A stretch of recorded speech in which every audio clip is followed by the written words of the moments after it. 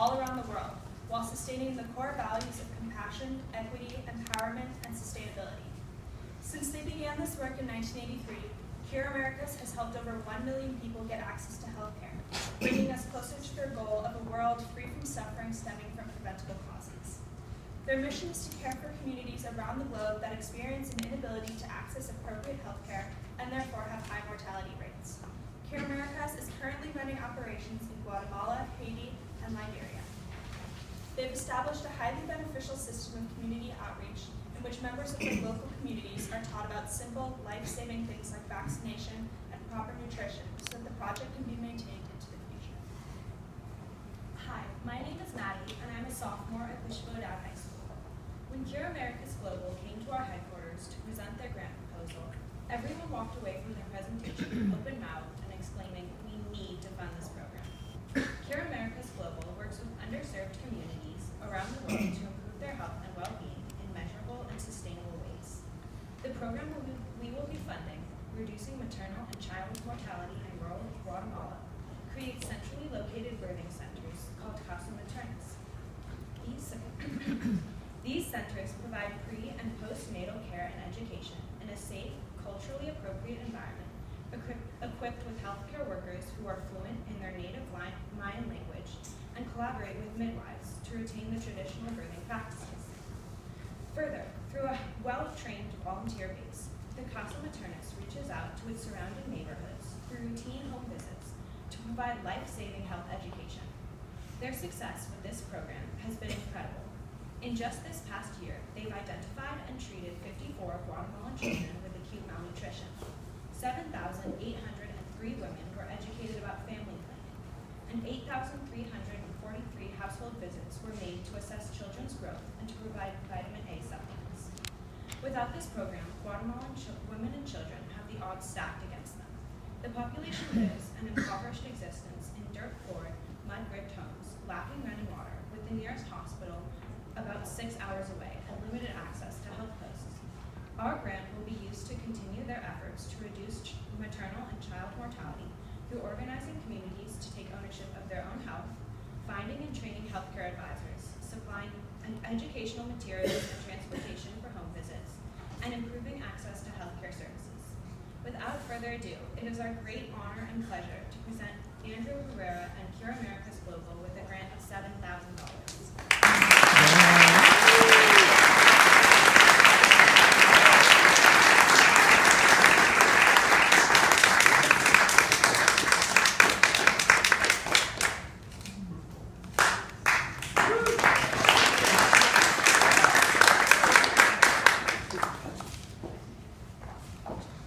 Wow, thank you so much for this.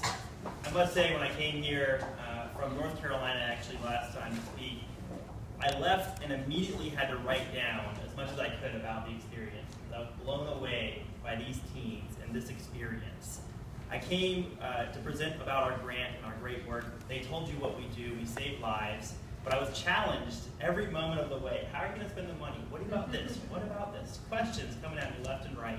And I was truly amazed at your intense desire to do right, to do good.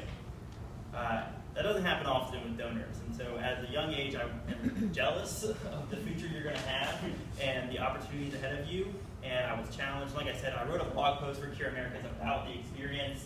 It's on our website right now because it was just really incredible. You hear all these numbers. What I have to say to you about what we do is you've heard all these numbers, and that's important, the data. The first thing somebody said was 800 women die a day. Just take a minute and think about it. Today is a day 800 women died from preventable health care, from preventable death.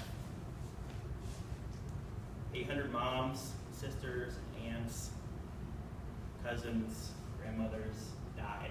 It's intense. That's intense to me to think about.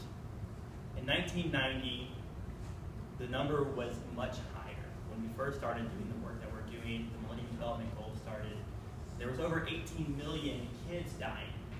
Now you heard the number 6.6 million. The human population has done a lot of great things in the world. We have built the Great Wall of China.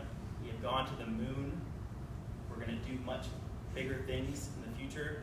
But the one thing that will happen during your lifetime, in our lifetime, that will be the greatest achievement of mankind will be to eliminate maternal and child death, to end preventable death, so people don't have to worry about dying from stupid reasons, but instead will have life and have an opportunity to get educated, have an opportunity to do more than just worry about day to day.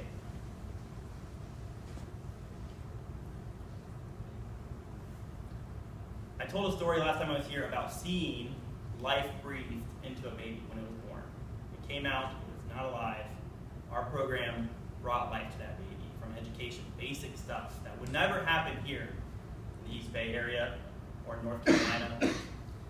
I'll leave you with another story that talks about why health is important.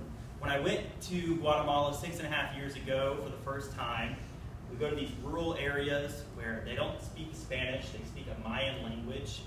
It's really neat, it's very remote, and when you hear about these numbers, what we're doing, it's hard because it's just so remote, far away. People are walking hours. When I first went, no women would talk to me. No women would make eye contact with me. No women would say anything. My job is to go ask questions, to hear about what the challenges are, to work with the leaders of the community to make a difference in partnership. None of the women would talk to me. Last year I went and I asked the same questions. What's going well here? What's your challenges? Talk to me about what's going on. And instead of the men talking, the leaders of the community, the women were interrupting their husbands. The women were shouting out the answers.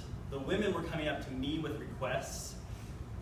The difference is the empowerment of what's happening with our programs. It's changing the lives. It's not just saving lives, but because I don't deliver babies, I don't want to deliver babies, that's not my job. But our partners do that. The women themselves are helping themselves out of this situation. We're seeing long-term sustainable change. We couldn't do it without this type of grant, without the hard work going to fundraise. Today, Cure America's Global is saving lives, and we can't do it without your help. So on behalf of the women and children in Guatemala, I want to say thank you very much for this. Fantastic.